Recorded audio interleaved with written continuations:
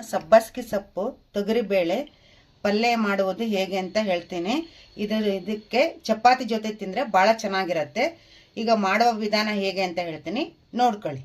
ನಾನು 1 ಕಪ್ ತೊಗರಿಬೇಳೆ ಹಾಕಿದ್ದೀನಿ, 2 ಕಟ್ಟು ಸಬ್ಬಸಿಗೆ ಸೊಪ್ಪು ಹಾಕಿದ್ದೀನಿ, ಒಂದು ಅರ್ಧ ಕೊಬ್ಬರಿ ತುರಿ ಹಾಕಿದ್ದೀನಿ, ರುಚಿಗೆ ತಕ್ಕಷ್ಟು ಹುಳಿ, ಈರುಳ್ಳಿ 2 ಹಾಕಿದ್ದೀನಿ, ಕರ್ಬೇವಿನ ಸೊಪ್ಪು 2 ಎಲೆ ಹಾಕಿದ್ದೀನಿ, 2 ಜೀರಿಗೆ, ಸಾಸಿವೆ, ಉಪ್ಪು, ಎಣ್ಣೆ, ಮೆಣಸಿನಕಾಯಿ ಪೇಸ್ಟ್ ರೆಡಿ ಮಾಡ್ಕೊಂಡಿದ್ದೀನಿ.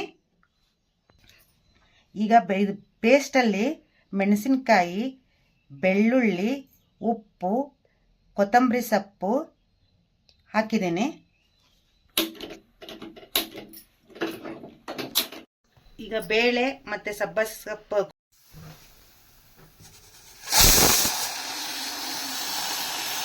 ಬಿಡೋ ತನಕ ನಾನು ಒಗ್ಗರಣೆ ಮಾಡ್ಕೊತೀನಿ ಪಲ್ಯಕ್ಕೆ. ಈಗ ಎಣ್ಣೆ ಹಾಕ್ತಾ ಇದ್ದೀನಿ.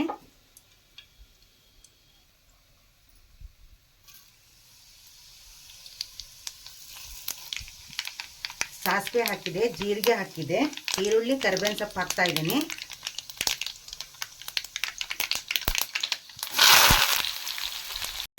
ಹಾಕ್ತಾ ಇದ್ದೀನಿ. ಬೇಳೆ ವಿಷಲ್ ಬಿಟ್ಟಿದೆ, ನಾನು ನೋಡ್ಕೊಂಡ್ ಬರ್ತೀನಿ. ಬೇಳೆ ಬೆಂದಿದೆ. ಸಬ್ಬಸಿಗೆ ಸೊಪ್ಪು ಬೇಳೆ ಭಾಳ ಬೇಯಬಾರ್ದಿದ್ದು, ಹಿಂಗೆ ಉದುರು ಇರಬೇಕು, ಪಲ್ಯ ಚೆನ್ನಾಗಾಗತ್ತೆ. ಈಗ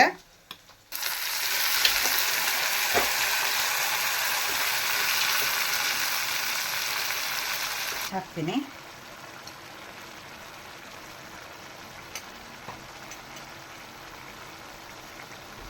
ಹುಣಸೆಹಣ್ಣು ಹಾಕ್ತೀನಿ. ರುಚಿಗೆ ತಕ್ಕಷ್ಟು ಉಪ್ಪು ಹಾಕ್ತಾ ಇದ್ದೀನಿ. ಆಮೇಲೆ ಕೊಬ್ಬರಿ ಹಾಕ್ತಿದ್ದೀನಿ. 1 ಚಿಮಟಿಗೆಯಷ್ಟು ಅರಿಶಿನ ಪುಡಿ ಹಾಕ್ತಾ ಇದ್ದೀನಿ.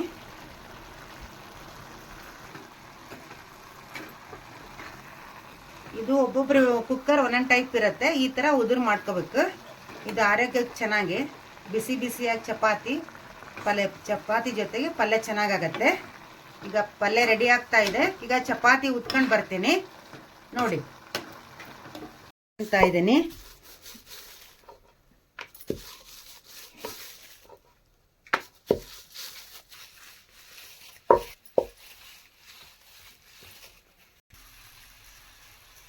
ಚಪಾತಿ ಬೇಯಿಸ್ತಾ ಇದ್ದೀನಿ.